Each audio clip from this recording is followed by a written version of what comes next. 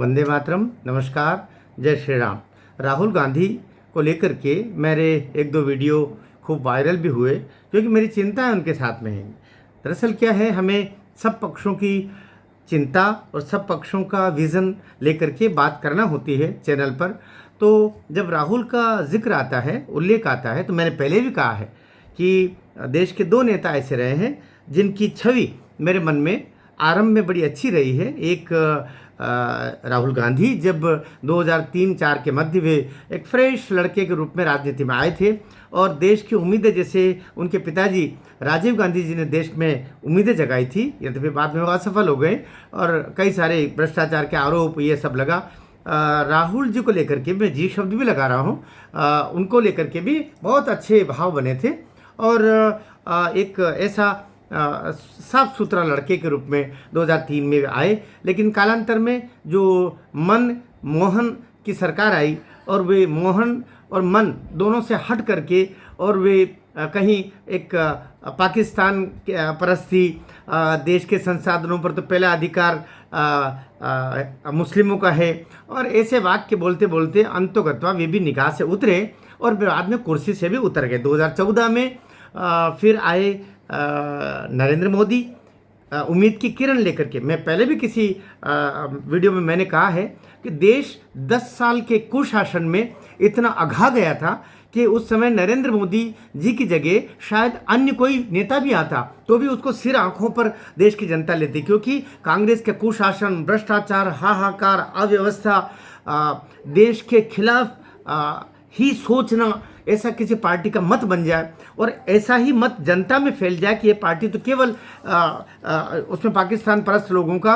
आतंकवादियों का और देश का नुकसान पहुंचाने वाले लोगों का साथ देती है। तो ऐसे में तो वो कुर्सी से वो पार्टी और उसके लोग और उसके सत्ताधीश नीचे जाते ही हैं। और इसी तरह मनमोहन सिंह का जाना तय रहा, क्योंकि जो कुंजी थी, असल में चाबी थी, वो मनमोहन सिंह तो केवल सामने थे, पीछे सारी सरकार चलाने का जो कुचक्र चल रहा था वो इटली मूल की रहने वाली आदरणीय सोनिया जी, जिनको उनके पति का नाम के सरनेम गांधी होने से उनको भी गांधी लगाया जाता है, बहुत आदर से लगाया जाए, कोई दिक्कत की बात नहीं। तो सोनिया गांधी जी करती थी, वो उन्होंने बहुत सारे पद सृजित कर लिए थे। इसी पद के लोभ में एक दफ़े तो उनका सांसद ही चली गई थी, वो आप हम सब लोगों को पता ही है।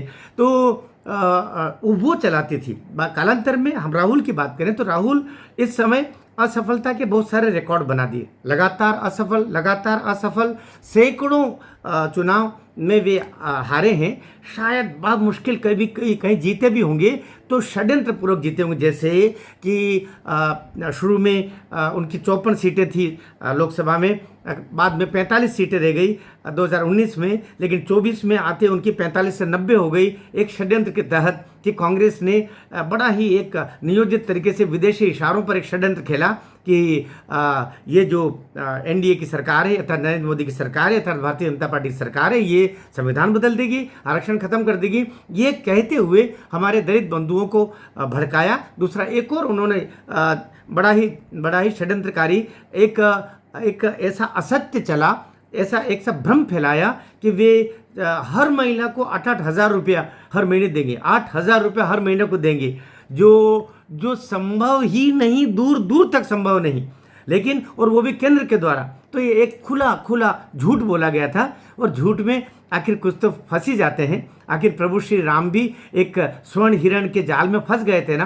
तो जब प्रभु होकर के, भगवान होकर के वे किसी भ्रम में आ सकते हैं तो भ्रम तो मनुष्य, हम साधारण लोग हैं, तो उसी तरीके से उन्होंने 45 के 90 कर ली। लेकिन तय बात है, ये जब 2029 में चुनाव होंगे तो 90 की वापस जो अभी 99 के है ना, उसमें से एक 9 गायब हो जाएगा। ये स्थितियां होगी, क्योंकि षड्यंत्र के दम पर बनी हुई सत्ताएं कभी ज़्यादा समय टिकती नहीं है। अब बात करें राहुल गांधी की, राहुल जी के बारे में पता चल रहा है कि वे राजनीति छोड़ने की सोच रहे हैं। उनके द्वारा 1-2 बार अपने निकट मित्रों से भी बोला गया है, जिसको अन्य लोगों ने भी सुना, और बातें ये मीडिया के कुछ सूत्रों तक भी पहुंची, हम तक भी आई कि वे बहुत जल्दी, क्योंकि वे अपने परिवार, कहते हैं कि उनका एक परिवार है, 2 बच्चे हैं, बड़े बड़े बच्चे हैं, एक लड़का एक लड़की है, उनकी पत्नी है, ऐसा कहा जा रहा है। और इसका, चूँकि ये तो मोदी की सरकार है, तो ये इस तरीके से किसी पारिवारिक व्यक्ति के जो पक्ष होते हैं उस पर वो उकेरती नहीं है और न ही कमर के नीचे वार करती है। ये मोदी सरकार का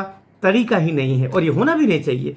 तो ये उनका व्यक्तिगत जीवन है, किसी विदेश से शादी करे, वे किसी चंद्रमा पर रहने वाले किसी से करे, वे किसी सूर्य लोक पर रहने वाली किसी लड़की या किसी महिला से शादी करे, किसी को क्या लेने दे रहे हैं। आखिर उनके पिताजी इटली मूल की सोनिया जी को लेकर आए तो लेके आए थे, उसमें क्या बात है। तो लेकिन कहते हैं कि पता नहीं किस कारण से वे इसको छिपाते हैं, ऐसा भी लोग कहते हैं। तो लेकिन अब वो एक तरीके से शायद दृढ़ निश्चय की तरफ है कि वे राजनीति से अलग हट करके, जिसको आप संन्यास भी कह सकते हैं, इसी तरीके से दुखी होकर उन्होंने एक दफे कांग्रेस अध्यक्ष का पद भी त्यागा था। आपको पता है इस समय जो दादाजी को बिठाया हुआ है उससे पहले राहुल जी हुआ करते थे, फिर वो कार्यकारी रहे और अनंतर उससे पहले उनकी माताश्री हुआ करती थी। ये परिवार के पास ही रहता है या परिवार का कोई खिलौना नुमा कोई नेता रहता है, उसको ये दायित्व दे दिया जाता है। मूल सूत्र, जैसे मनमोहन सिंह जी प्रधानमंत्री थे, मूल शक्ति, मूल धागा, असल डोर सोनिया जी के पास में थी।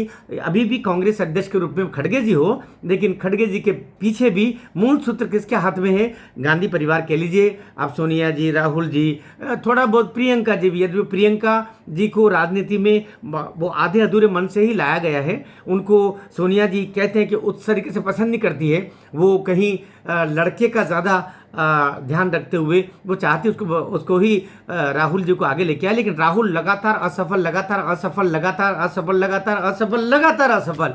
इसके कारण से अब स्वयं शायद अब तो उन्होंने कह दिया है कि मुझे राजनीति में नहीं रहना है। ऐसी अवस्था में क्या स्थिति होगी? जिस तरीके से अभी बहुत दुर्गत हो गई है बिहार चुनाव में और अनन्य यूपी में भी बहुत दुर्गत होना ही होना है। ऐसी अवस्था में वो उनके मत्थे आए उससे पहले राहुल राजनीति से संन्यास लेकर के संभवतः प्रियंका वाड्रा जी को अध्यक्ष पहले कार्यकारी बनाया जाए और उसके बाद में अध्यक्ष उनको बना दिया जाए। इस तरफ आगे बढ़ रहे हैं। राहुल टोटली राजनीति से संन्यास लेकर के विदेश जाने का सोच रहे हैं, ऐसा सूत्र बता रहे हैं। आपको ये वीडियो कैसा लगा कमेंट में ज़रूर बताइएगा और अच्छा लगा हो और मेरी जो टिप्पणी है, मेरी टिप्पणी से आपकी टिप्पणी मेल खा जाए तो वीडियो को शेयर भी कीजिएगा।